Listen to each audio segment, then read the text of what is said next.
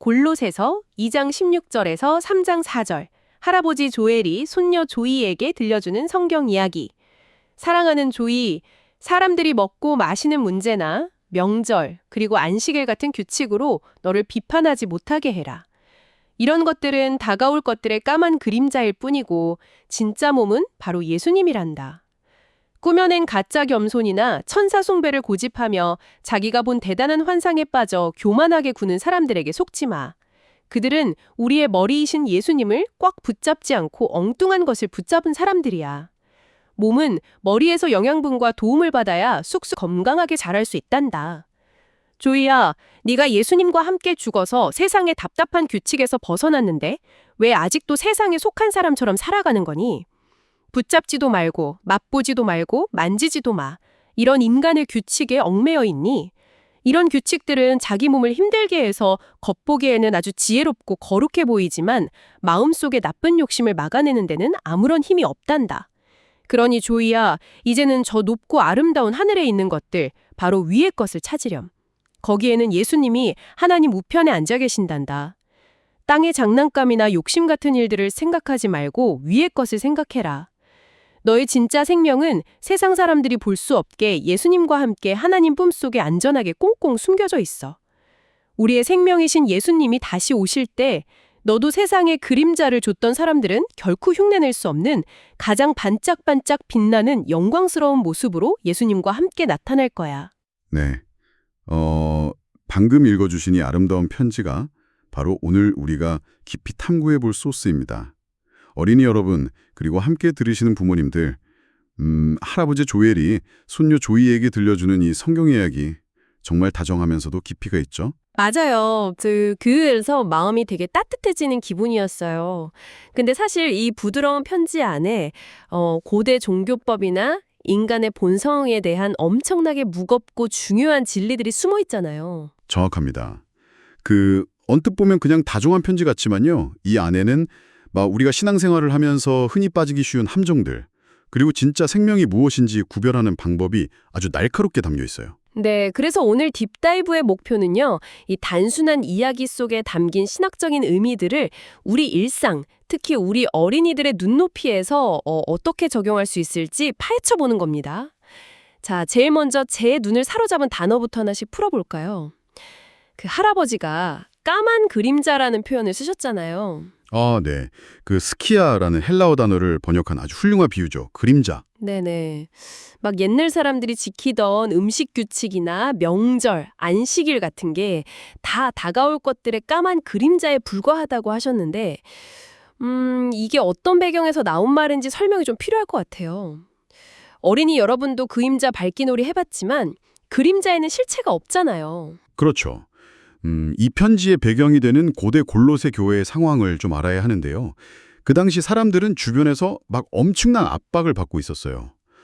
가짜 교사들이 찾아와서는 이 날짜는 꼭 지켜야 돼, 이건 먹으면 큰일 나, 저건 만지면 안 돼 하면서 율법을 엄격하게 지키라고 강요했거든요. 막 불안하게 만들었겠네요.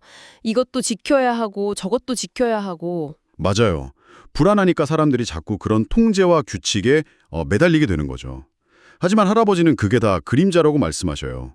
그림자가 비친다는 건 반대로 생각하면 진짜 몸, 즉 빛을 가리고 있는 완벽한 실체가 이미 다가오고 있다는 뜻이잖아요. 아하, 그림자가 있다는 건 진짜가 곁에 있다는 증거니까요. 네, 그 실체가 바로 예수님이시라는 거죠. 이미 완벽한 실체이신 예수님이 오셨는데 왜 자꾸 생명력도 없고 질감도 없는 까만 그림자만 붙잡고 두려워하느냐, 이 질문을 던지는 겁니다. 와, 그 설명을 들으니까 약간 이런 비유가 생각나요. 개봉할 영화의 예고편에 너무 집착한 나머지 말이죠. 예고편이요? 어떤 느낌인지 알 것 같아요. 네, 막상 진짜 영화가 개봉을 해서 극장 문이 활짝 열렸는데 사람들은 영화관 안으로는 안 들어가고 밖에서 그 짧은 예고편 영상만 계속 돌려보고 있는 거랑 똑같은 거잖아요. 정말 정확한 비유네요. 실체가 눈앞에 있는데 그림자만 보고 있는 어리석음이죠. 그런데 여기서 조금 더 깊이 생각해봐야 할 문제가 하나 더 있어요. 어떤 문제죠? 그 가짜 교사들이 주장했던 규칙들을 보면요. 붙잡지도 말고 맛보지도 말고 만지지도 마라 이렇게 하잖아요. 사실 무언가를 절제하고 금욕하는 건 겉보기에는 되게 지혜롭고 거룩해 보입니다. 그럼요. 막 스스로를 괴롭히면서까지 규칙을 지키는 사람 보면 대단해 보이잖아요. 야, 저 사람은 진짜 경건하다, 이렇게요. 그렇죠. 할아버지도 편지에서 그 행동들이 대단해 보일 수 있다는 건 인정해요. 하지만 치명적인 한계를 짚어주죠. 바로 그 인간이 만든 규칙들이 마음속의 나쁜 욕심을 막아내는 데는 아무런 힘이 없다는 겁니다. 아, 마음속의 나쁜 욕심을 막아내는 데는 힘이 없다. 와, 이 말이 참 아프면서도 정확하네요. 겉모습은 통제할 수 있어도 속마음은 바꿀 수 없다는 뜻인가요? 맞아요. 생물학적으로나 심리적으로 봐도 그렇고요. 우리가 뭔가를 강제로 억압한다고 해서 그 욕망이 사라지는 게 아니거든요. 오히려 나는 이렇게 힘든 걸 해내는 대단한 사람이야 라는 식의 영적인 오만함으로 바뀌게 주죠. 식욕이나 물질욕을 참은 자리에 교만이라는 더 무서운 욕심이 들어앉는 거예요. 아, 그래서 텍스트에서 이걸 가짜 겸손이라고 불렀군요. 겉으로는 겸손하게 막 세상 뜻을 멀리하는 척하지만 속으로는 으스대고 있는 거니까. 네네. 그 겸손의 탈을 쓴 교만이 제일 위험하거든요. 게다가 텍스트는 이어서 천사를 숭배하거나 막 자기가 대단한 환상을 보았다고 자랑하는 신비주의적인 태도도 똑같이 경고하고 있어요. 금욕주의랑 신비주의는 겉보기엔 완전히 다른 것 같은데 할아버지는 왜 이 둘을 같이 묶어서 비판하셨을까요? 둘 다 본질에서 떨어져 있다는 공통점이 있기 때문이에요. 규칙을 지켜서 자기를 증명하든 남들이 못 보는 신기한 환상을 봐서 특별함을 증명하든 결국은 똑같아요. 이 현상을 설명하기 위해서 할아버지는 아주 놀라운 인체 비유를 사용하셨죠. 아, 그 머리를 꽉 붙잡지 않고 엉뚱한 것을 붙잡았다는 부분이요. 맞습니다. 어린이 여러분, 우리 몸이 어떻게 움직이고 자라나는지 한번 생각해 보세요. 몸의 모든 영양분과 신경은 다 머리에서 통제하고 보내주는 거잖아요? 네네. 손이나 발이 아무리 힘이 세도 머리란 연결이 끊어지면 아무 소용이 없죠. 그렇죠. 바로 그거예요. 신앙도 똑같다는 겁니다. 진정한 영적 건강은 내가 얼마나 엄격하게 규칙을 지켰느냐, 얼마나 대단한 환상을 보았느냐 같은 복잡한 경험에서 오는 게 아니에요.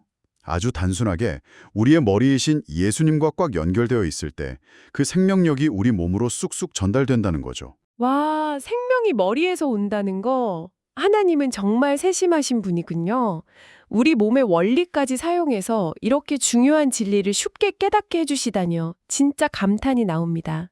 네, 그 연결이 끊어진 상태에서 발버둥 치는 건 다 가짜라는 걸 분명히 알려주시는 거죠. 그렇네요. 아무리 화려하게 신앙생활을 하는 것처럼 보여도 머리이신 예수님을 안 붙잡고 있으면 그냥 그림자를 쫓는 것뿐이네요. 자, 그럼 우리가 이 낡고 답답한 세상의 규칙에서 이미 죽었고 벗어났다면 이제 우리는 뭘 어떻게 해야 할까요? 할아버지의 편지에서는 이제 저 높고 아름다운 하늘에 있는 것들, 즉 위의 것을 찾으라고 하셨거든요. 네, 위의 것을 찾으라. 이 부분이 정말 매력적이고 중요한 대목입니다. 근데 사실 위의 것을 찾는다는 게 구체적으로 무슨 뜻인가요? 막 구름 위만 쳐다보고 이 세상 일은 다 무시하면서 살라는 건 당연히 아닐 게고요. 하하, 물론 아니죠. 성경에서 말하는 위의 것, 즉 하늘이라는 공간은요, 단순히 구름 떠다니는 저 위쪽을 말하는 게 아닙니다. 이건 가치관과 방향의 문제예요. 아, 방향이요? 네, 편지에서 할아버지가 조이에게 아주 쉽게 설명해 주셨잖아요. 장난감이나 욕심 같은 일들을 생각하지 말라고 하셨죠. 즉, 땅의 일이란 나만 잘 살겠다는 이기적인 욕심, 다른 사람보다 더 가져야 한다는 허영심 같은 걸 뜻해요. 반대로 위의 것은 예수님이 다스리시는 하나님 나라의 가치입니다. 하나님 나라의 가치라면 예를 들어서 사랑이나 용서, 평화 같은 거겠네요. 정확해요.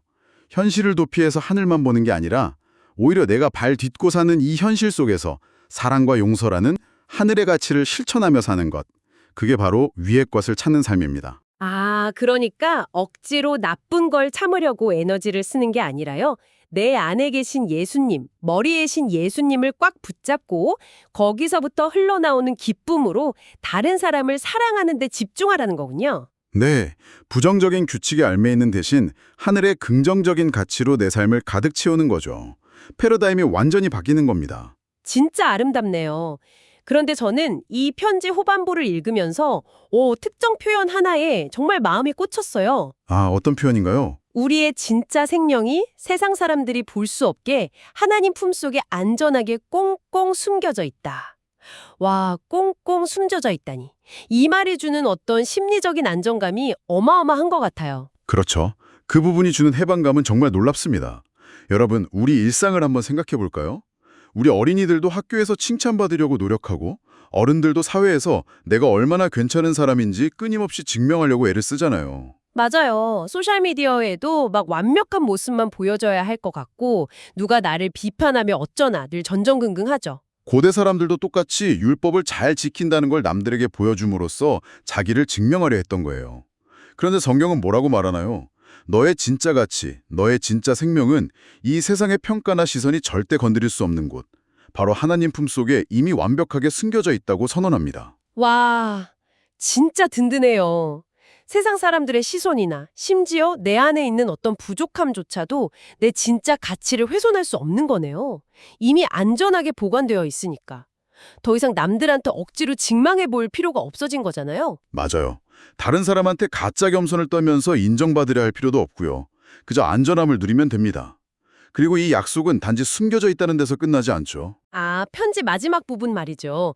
예수님이 다시 오실 때 일어난 일? 네. 때가 되면 숨겨져 있던 그 진짜 생명이 세상 사람들은 결코 흉내낼 수 없는 가장 반짝반짝 빛나는 영광스러운 모습으로 나타나게 될 거라는 약속입니다. 와, 반짝반짝 빛나는 모습. 우리 어린이들도 이 말을 들으면 눈이 동그래질 것 같아요. 두려움에 떨면서 억지로 낡은 규칙을 지키는 칙칙한 모습이 아니라 생명력이 넘쳐서 영광스럽게 빛나는 모습. 하나님이 우리에게 주시려는 진짜 선물이 바로 이거였군요. 네. 할아버지 조엘이 손녀 조이에게 그리고 하나님이 우리 모두에게 전해주고 싶으셨던 진리가 바로 이 자유와 영광입니다. 정말 벅찬 메시지네요. 이제 우리가 나는 이 깊은 통찰을 일상으로 가져와 봐야 할 텐데요. 자, 우리 어린이 여러분과 부모님들, 오늘 할아버지의 편지를 통해서 세상의 수많은 규칙과 통제가 사실은 까만 그림자일 뿐이라는 걸 배웠어요. 그리고 우리의 진짜 생명은 하나님 품에 안전하게 숨겨져 있다는 것도 확인했고요. 그렇죠. 이제는 가짜 교사들의 속임수나 의미 없는 규칙에 얽매일 이유가 전혀 없습니다. 네, 그래서 여러분께 묻고 싶습니다. 오늘 당장 내 일상을 짓누르고 있던 쓸데없는 걱정이나 다른 사람의 평가라는 그림자를 던져버린다면 어떨까요? 그 빈자리를 하나님 나라의 진짜 가치, 사랑과 용서로 가득 채우기로 한 오늘, 여러분은 오늘 무엇을 결심했나요? 여러분 각자의 마음속에 귀한 결단이 섰을 거라고 믿습니다. 그 결심과 다짐을 모아서 오늘 편지의 마지막 단계에 있는 기도로 이 시간을 마무리하면 참 좋겠습니다. 제가 기도문을 읽어드리겠습니다. 네, 진심을 담아 함께 기도해 주세요. 단계 5. 오늘의 기도. 하나님, 제가 땅의 욕심이나 세상의 낡은 규칙 같은 그림자를 바라보지 않게 해주세요. 꾸며낸 가짜 겸손에 속지 않고 저의 진짜 생명이신 실체, 예수님만을 굳게 붙잡게 해주세요. 저의 생명이 하나님 품속에 안전하게 꽁꽁 숨겨져 있다는 것을 믿고 이제는 하늘의 사랑과 용서를 찾으며 씩씩하게 살아가게 해주세요. 반짝반짝 빛나는 영광스러운 모습으로 다시 오실 예수님을 기대하며 예수님의 이름으로 기도드립니다. 아멘.